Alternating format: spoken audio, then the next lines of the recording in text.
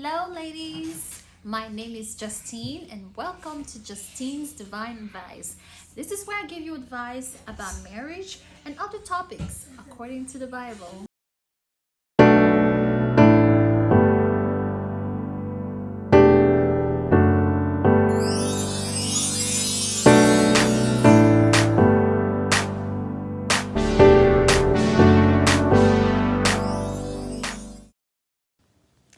Today's topic is reasons why the devil destroys marriages. One of the top reasons why the devil destroys marriages is because he does not like human beings. And I'm going to tell you why in a second.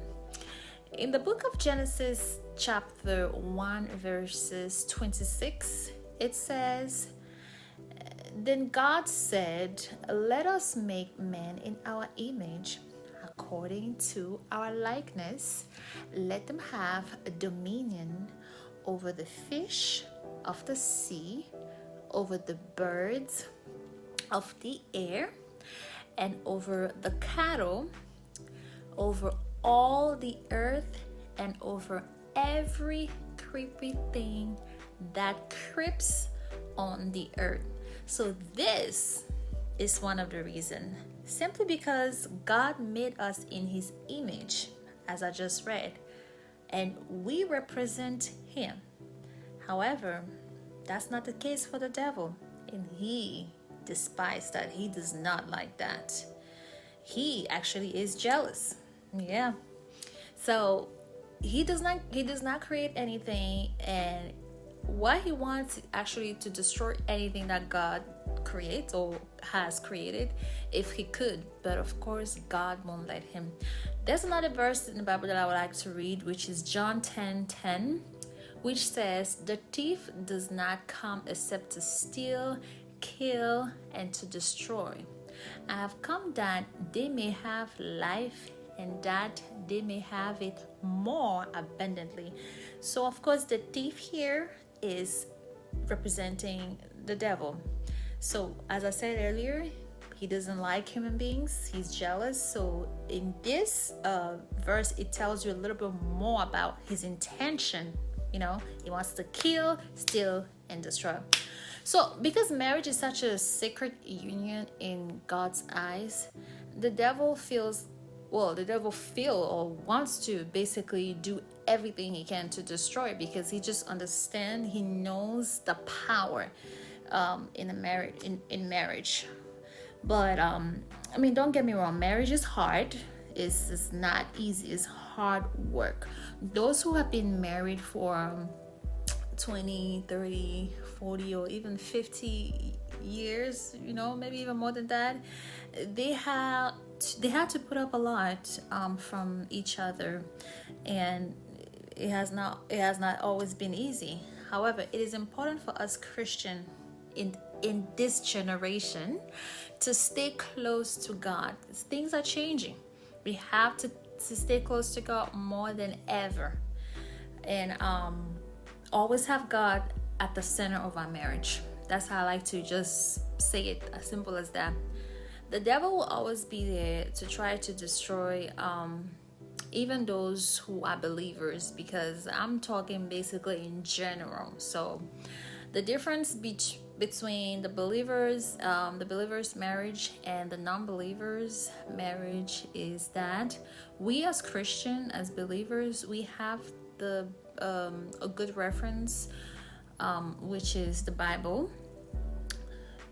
And so along with our relationship with God and the Word of God, and fellowshipping with other members that are married, that are believers, so we kind of have to know what to do to get our marriages to work because of the Word, and this will help us overcome trials and tribulation. However, for the non-believers, it's the opposite. They don't believe in God. They don't have that Bible references in what to do in a marriage, and it's hard for them, it's harder for them. So as I mentioned earlier, marriage is hard, but with God's help, your spouse can actually become your brother, like, or your sister. Yeah.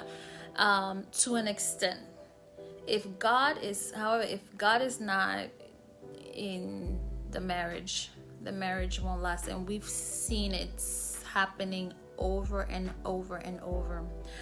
I mean, according to the statistic in the US, nearly 50% of marriages end in divorce. And you wonder why. Simply because the devil is after married couples. Yeah. So now, more than ever, we have got to work with God whenever we go to the altar and decide that, yes, I will marry this person. Like, from that moment, even before then. Well, some people may also say, so how do we make God the center of our marriage? What I would like to say is, through prayers, meditating on His Word day and night, praying with one another. Ladies, please learn to pray with your husband. I mean, it's not bad to pray alone, but pray together. There's actually power in unity. When you all pray together, husband and wife, and put God at the center of your marriage, that's powerful. So, in conclusion, I would like to advise you all to get closer to God more than ever. To those who are not, so to my non-believers, please get a Bible, because God hates divorce. I'm not saying that if you're in an abusive marriage, you should stay with the person. No, separation is allowed. However, that's another topic entirely. But the Word of God help us understand God's intention about marriage. So if we actually learn and understand what He wants us to do, I'm not saying that everything will be fine, easy, no problem, but we will be able to carry the marriage for the rest of our life like we want to. So you see, God will always take care of our needs as long as we decide to put Him in our marriage, place Him at the center of our marriage. All right, so this is all for this video. Thank you very much for watching. I'll see you in the on the next episode of JDA. Have a blessed day.